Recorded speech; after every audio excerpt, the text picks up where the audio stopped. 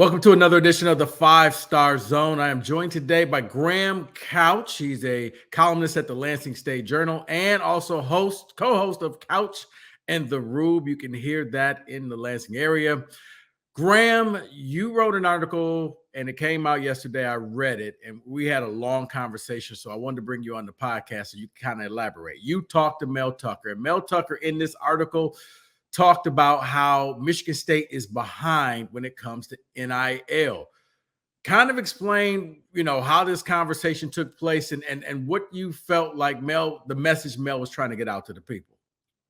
Yeah, it was just a sit down interview heading into the season, and the conversation went a number of different ways. But included in that, as we were sort of talking about the future of the program and where things were, he brought up the point that what other schools were spending on NIL, or a couple other schools at least in the conference, and he also brought up the idea that Michigan State had been a year behind in recruiting the NIL. And I think we hear a lot about Michigan State and NIL and how they've been on the front foot of a lot of things.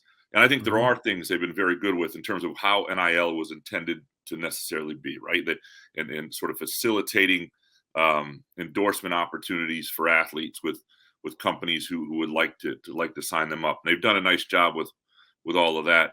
But we know where NIL is. It's a guise for paying athletes in a lot of ways and recruiting athletes. And that's what it's become. And I think in terms of that, what Mel Tucker was saying is they were a year behind in beginning to use NIL in the recruiting process. And so that's basically where that came from. Now, he's not, you can see a lot of coaches out there who have sort of done this and sort of sent this message and sounded this alarm. So to what degree it's actually an alarm versus how much he's just trying to sort of poke donors and fans and remind people that this is an all-in process. I think that may be some of it.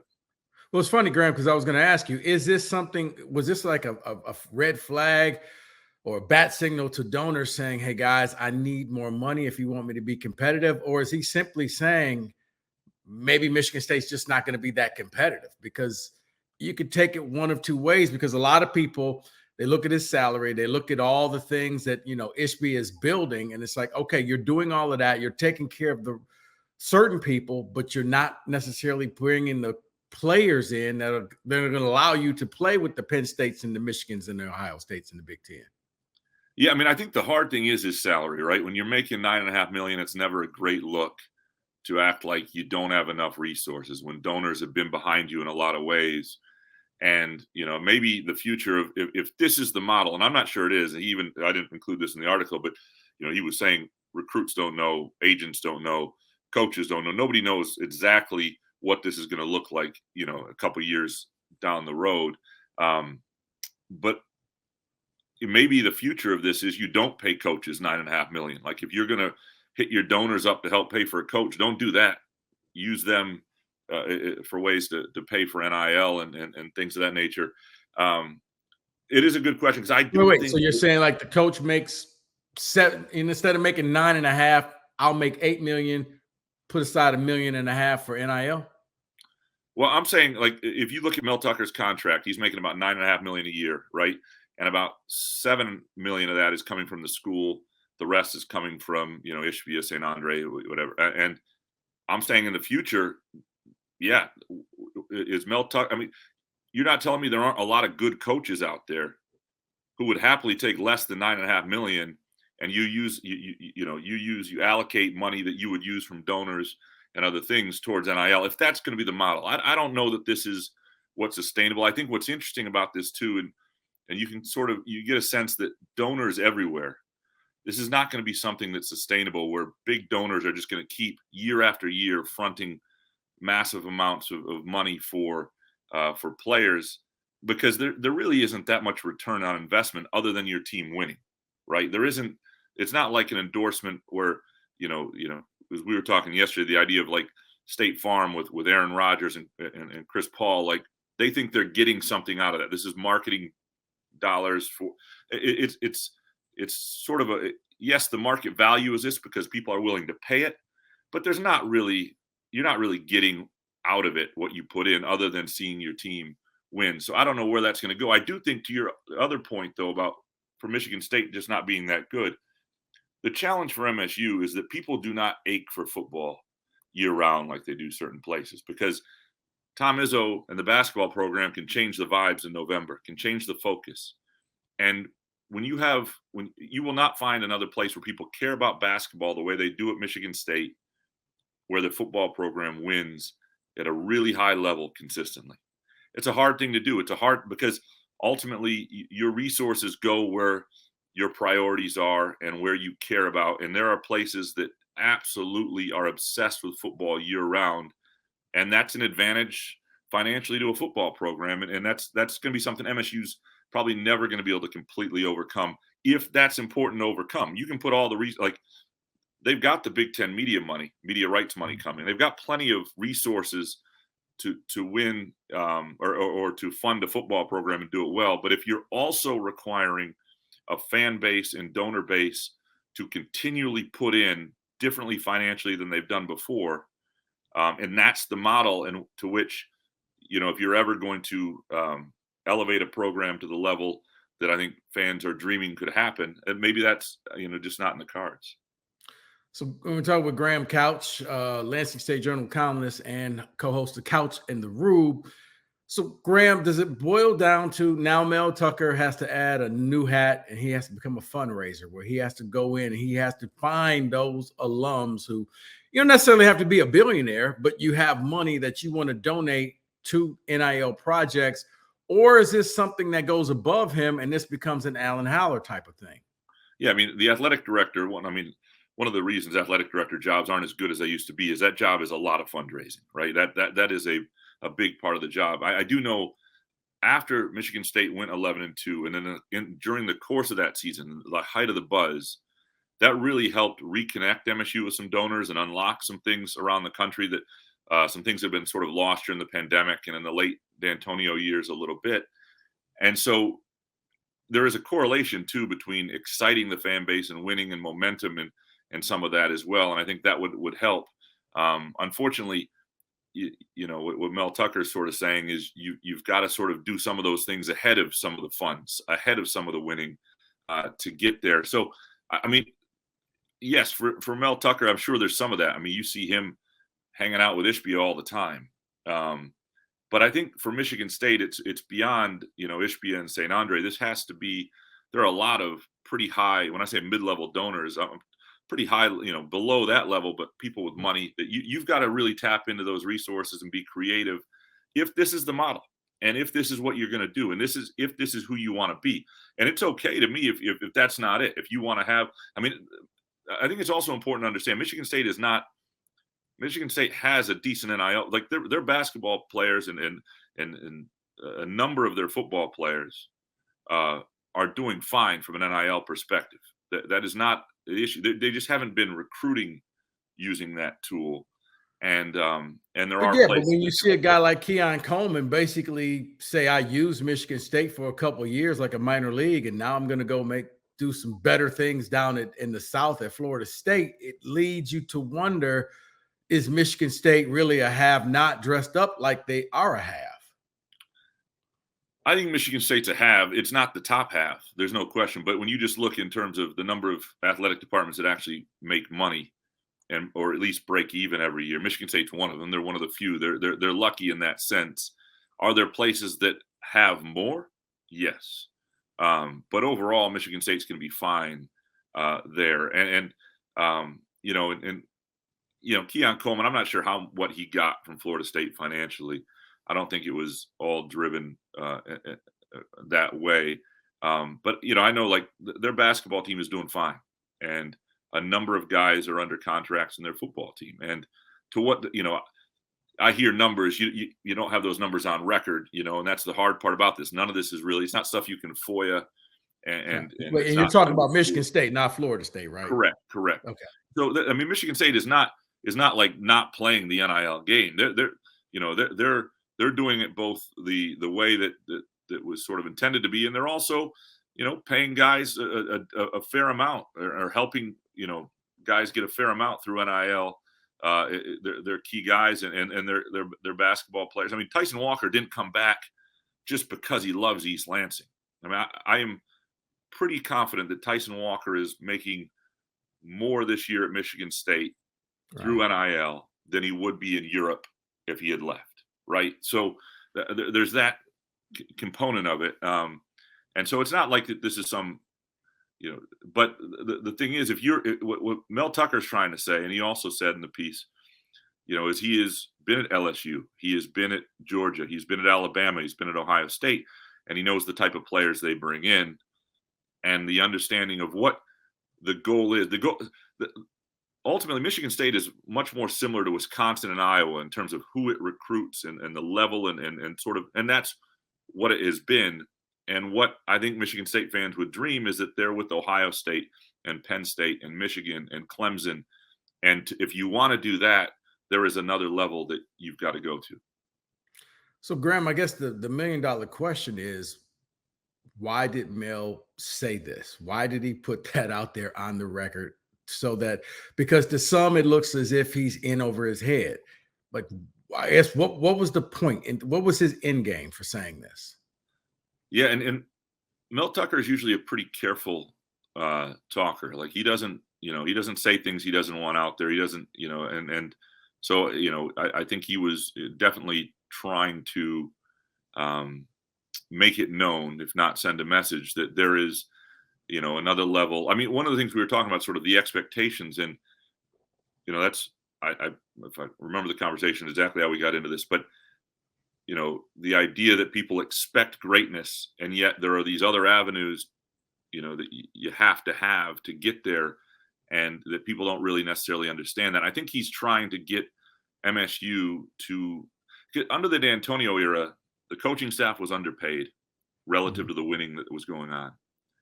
They, even though if you look at the 2010 recruiting class and you did a hindsight, ratings of 24/7 or On 3 or whatever, that class could compete with anybody in the country, be the 1, 2, or 3 with the number of pros who came out of that. But overall, the way D'Antonio won and it didn't turn out to be sustainable, but it was something that is really, really hard to do. And that's probably not going to be able to be replicated. And I think what he's trying to say is he's trying to alert people that if you want this, you got to want it. You have to be part of this.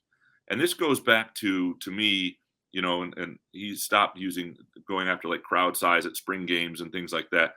But, trying to let people know, if you want this, you're a part of this. Like this is on you. If and in the NIL world, there is some truth to it. If you're a frustrated fan at any point with your program, and you're not giving a percentage of your disposable income to that program, then you really aren't going to have room to complain, because this is the game now, like it or not. It's not as fun maybe for a lot of people. It's not what college football used to be, but this is what is a lot of places. Does that mean you can't build it decently another way? Like, I still think you can recruit a lot. There are a lot of kids who aren't in the recruiting process, just wide-eyed about whatever dollar figure they can get. I think one of the real dangers for anybody, especially 17, 18-year-olds, but you learn this lesson later in life too, is doing things just for the money. Right. You want to go someplace you want to be. And so I do think some of this will work itself out. You're already seeing that with kids where promises are broken in NIL. You're already seeing tons of problems at Miami. You've seen Texas A&M back off quite a bit on some of their. I mean, he got Tuamise from Texas A&M, who basically got a big check to go there and then decided this isn't the place for me. This is what I want. So you are seeing where a lot of kids are taking the initial check and then going and following their heart. It's almost like, you marry for money the first time and then you marry for love the second time. Well, and somebody who did this well a long time ago was ahead of the game before this existed. But if you talk to like Sadi Washington when he was at Oakland, they would recruit kids they knew they weren't going to get, but they could tell that kid was going to make a mistake where he was going. And they were like, we'll get you on the back end. And they would get the transfers. And I think there's some of that to recruiting too, is just, keeping relationships alive, realizing kids may get, wide-eyed about look, my first job out of college, I mean, I eventually didn't go to this place, but the first job I accepted was I was offered 30 grand. I had never seen 30 grand. Now this is 2002. It seemed like the most money. Like, what could you even do with that much money? And it was completely made for the money, and it was a mistake. And I realized it before I went. But I'm just saying, if you're 17, Right. and especially if you don't come from a lot of means, and you've got coaches throwing, or groups, collectives throwing big money at you, you're going to make these mistakes. That's never going to go away. I think the one thing MSU has going for it, in this, you just, from talking to recruits and talking to players, and is that they're pretty straightforward about what they are. Like, what you see is what you get. And when recruits leave there and come there, they feel like they've gotten an honest experience. And I think that will help with retention. Now, you'll still lose some. I mean, but but I think Mel is trying to say, if you want the highest level, there is a way to get there, but you've got to actually want it. And wanting it isn't just sort of saying, I want that. Wanting it is actually doing something about it. So you think it was a calculated message that he put out there? Hey, guys, either get on board with me or you really got nothing to complain about. I can't imagine, like just in my previous dealings with Mel Tucker, he is not like messed up a lot in terms of what he has said, and now it was a free flowing conversation. And he, I don't think it wasn't, trying to get certain points across, and it wasn't coach speak. And it was, but I also, he would not have said that if he didn't want people to hear it. Gotcha. Well, Graham, since I have you here, and you follow the team, you're a lot closer to it than I am lately, because I spend more time here in Detroit. Noah Kim starting quarterback coming out the preseason? That would be my best guess. I asked Mel about that too. He said he didn't know yet. I don't know if they actually do know or not. But if I had to, my hunch is that it'll be Noah Kim as the day one starter, first snap at Central Michigan. I would be surprised if there's not a role built in for Katin Hauser. And I don't know where it'll go from there. I think it could play out into the season. And because, you look at the history of Michigan State and quarterbacks. I was about to say, please tell me this won't be a Cousins nickel type of thing where they flip back and forth for an entire season. Yeah, you would hope not. And the other thing is, though, at some point, like the history of Michigan State quarterbacks, rarely is the more heralded guy actually won the job or wound up working out, and True. At some point that's got to actually happen. At some point you think just the odds are that the guy who's the more heralded quarterback would. But I do think it might play out through September. Like you've got a stretch there going into the bye week where you have Washington, Maryland at home, and then at Iowa. And you're going to be in some tough spots. Some adversity is going to strike. You're going to need to score. You're going to need to keep pace with Washington. You're going to need to be there.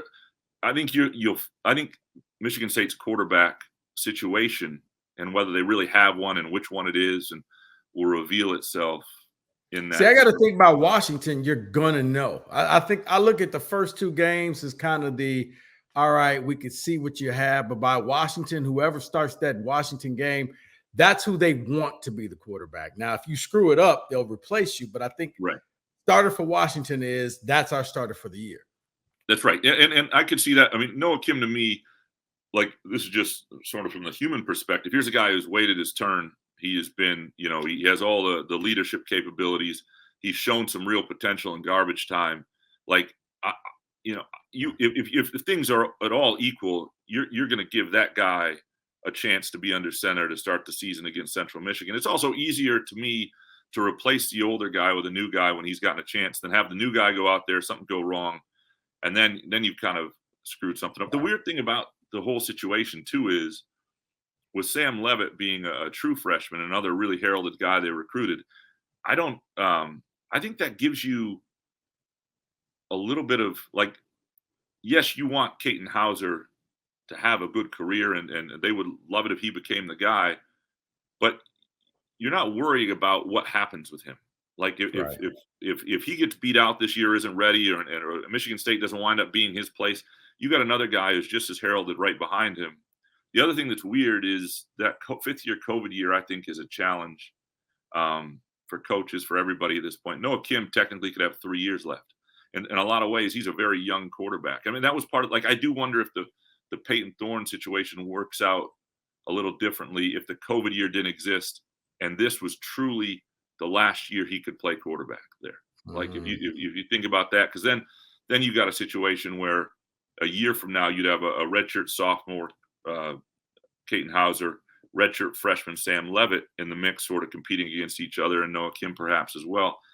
Whereas, you didn't know how long Peyton Thorne was going to be in the program. You don't know how long Noah Kim is going to be in the program. It's a weird situation, and it just, with the ability to transfer and play right away, and it just adds one more dynamic to those decisions. Graham, I'm going to leave with this last question. Any similarities to 2023 season to 2021, where you had unknown at quarterback, transfer running back coming in, a lot of question marks on defense? No one really knew what to expect. And, oh, by the way, you were coming off of a god-awful year the year before. Yeah, I mean, if Nathan Carter winds up being Kenneth Walker, you wind up with, like we didn't see coming in 2021 was Kenneth Walker, right? I mean, that's it. And the line wound up holding up, the defense held up, but Walker created this situation. And they also had two pros at receiver. I think people, everybody talks about just Kenneth Walker. That was a really good offense at its peak. Like you think about that, the Miami game, the Rutgers game. And so I don't know that like Michigan State has those guys at receiver, at least in the like some of the MSU's younger receivers are really intriguing and could wind up being big play guys. But I don't know if they have those guys sort of ready upperclassmen. And, do they have it at running back? Are there elements of the I think the defensive line could be, they need that group to be good. They'll be good at linebacker. So, yeah, I mean, there are some possibilities there. And if somebody like Carter is just better than any of us realized, you could have that sort of year, and we'll see it early. Like we'll see they have a chance for some signature games early. Right. And if you go to Iowa or you beat Washington and you win one of those games, you don't have to start the season at 5-0 through 5 weeks, but you need somewhere along that stretch to have a game where you go, oh, okay. Well, yeah, like for me, just like in 2021, it was the Miami game. That was going to show me what this team was. And I look at Washington. Now, Miami was on the road, this Washington game. And even last year, the Washington game kind of told me what that team was going to be. And it, unfortunately for Spartan fans, it held true. You're not as good as you think that you are. You were ranked going in there. I remember the fans rushed the field. They were playing Purple Rain. And it's just like, yeah, guys, I think at the end of the year, you're going to realize that's not a good Michigan State team. But at the time when the Huskies beat them, they were ranked, but you found out that they weren't. That's going to be the Washington game again to me. You go out there and you beat the Huskies. I think expectations now rise where now I'm going to expect you to maybe get to 9-10 wins this season. Not necessarily win the Big Ten, but kind of like in 2021, you were a major player. Yeah, and the thing that's going to be interesting about the way the schedule sets up is if they take some losses there, like you could play really well and lose to Washington, like different than last year. Maryland lost some guys, but they return a heck of a quarterback and 8-win team last year, and they got talent. Mike Loxley's, I think, got some talent in that program. And when they do fall apart, it's not been in September. They beat Michigan State by 14. You could play okay, and that could be a shootout. And Iowa on the road, you could play pretty well and lose that game. And so the question for me too is going to be if things don't go perfectly, sort of the resolve and the ability to not let, like what we saw against Washington last year, define a season.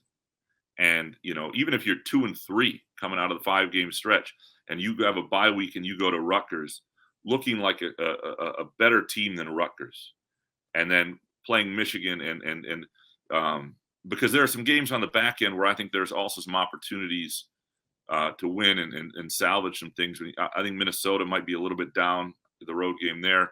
Nebraska, it's probably a 5-4, 5-6 win team. Indiana, obviously. So you can see how you could start 2-3 and still be bowl eligible, still be at 6 wins already going into that game against Penn State at Ford Field. So, yeah, I mean, I think the real question also is, what sort of resolve does this team have when things don't go perfectly? Because I think the program's in a place now where things aren't going to go great all the time, and they're just not ready. But can they grow into a season too? And that's sort of what I want to see. Graham, appreciate your time coming on, man. Graham Couch. You could read him in the Lansing State Journal. You could also hear him on Couch in the Rube. Graham, appreciate it. Tell Jason I said what's up. Will do. Anytime, Rico. Take care. All right, man. See you.